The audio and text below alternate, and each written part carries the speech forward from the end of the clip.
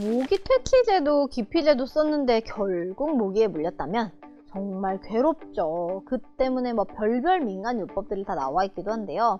오늘은 이 모기 물린 뒤 바르는 연고들에 대해서 정리해 드릴게요.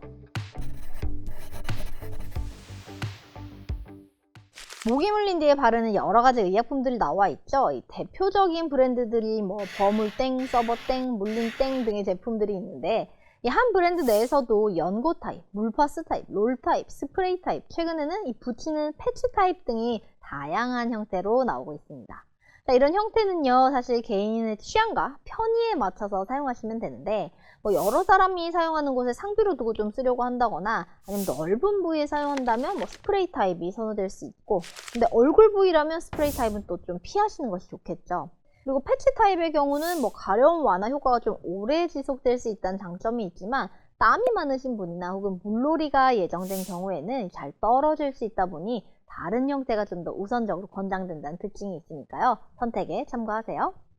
자, 이런 모기 물린 뒤 바르는 약들에는 주로 가려움을 완화해주고 붓기를 덜하게 해주는 항히스타민제 성분인 디페니드라민을 메인으로 염증을 완화해주는 에녹솔론, 글리시리진산, 살리실산 메틸 성분, 또 시원한 느낌을 줘서 가려움을 덜 느끼게 해주는 멘톨이나 캄파 등의 반대 자극제 성분, 그리고 또 마취 효과를 줘서 좀 가렵거나 따가운 느낌을 덜 느끼게 해주는 디부카인이나 리도카인 성분 등을 함유하고 있습니다.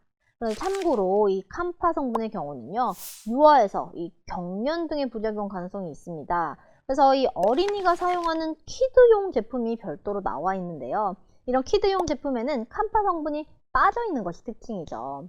자, 우리 아기가 일반 제품을 써야 하나 키드 제품을 써야 하나 고민되실 때 기준은 30개월입니다. 30개월 미만은 무조건, 30개월 이상이더라도 좀 경련의 가능성이 좀 큰 친구라면 키드 제품을 선택해서 사용하시는 게 안전합니다. 근데 모기에 물리면 유독 더 붓거나 심하게 가려워하는 분들이 있죠. 자, 그 중에서도 정도가 정말 심한 경우들이 있어요. 막 모기 물린 자리가 막 붓고 물집이 생기는 걸 넘어서 막 발 전체, 손 전체가 부어오르면서 막 물집이 생기고 막 진물이 나고, 어떤 경우에는 전신 발열이 나면서 정말 심하면 막 숨이 차거나 쇼크가 오는 경우도 있는데요. 이런 경우가 바로 모기 알레르기인 스키터 증후군에 해당됩니다. 자, 우리가 이 모기에 물리면 가려운 이유가요, 모기가 우리 피를 빨아먹기 위해서 이렇게 피부를 뚫고 물었을 때 피를 빨아먹는 동안 피가 굳으면 안 되잖아요. 그럼 이 모기 쥐둥이가 박혀버리니까. 그래서 이 모기 침 속에는요, 혈액 응고를 방지하는 히루딘이라는 성분이 들어있습니다. 자, 그래서 이 히루딘 성분이 가려움을 유발하는 히스타민 분비를 촉진시키면서 이 모기 물린 부위가 가렵게 되는 거죠.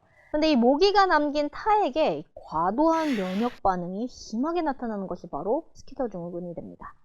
이 성인보다는 면역 체계가 좀 미숙한 어린이에게서 좀 더 잘 나타나는데요.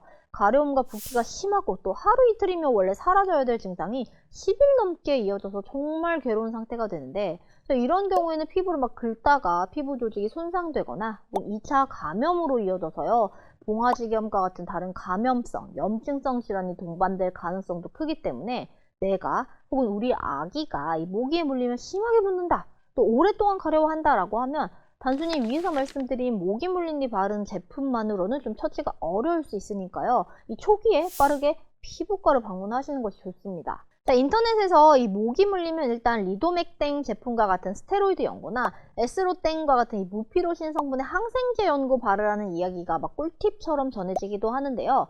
반은 맞고 반은 틀린 이야기입니다. 자, 만약 모기가 물린 직후 단순히 가려움만 있는 상황이라면 사실 굳이 항생제 연고나 스테로이드 연고까지는 바를 필요가 없습니다. 자, 이때는 가볍게 차가운 물과 비누로 이 물린 부위를 씻어내거나 모기 물린 뒤 바르는 항히스타민 지성분의 제품들을 사용해 주시면 돼요.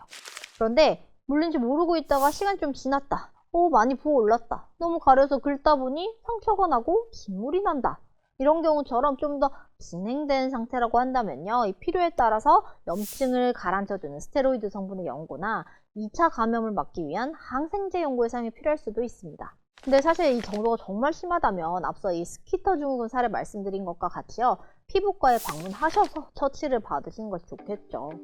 자, 오늘은요, 모기 물린 뒤 바르는 연고 선택법에 대해 말씀드렸는데요.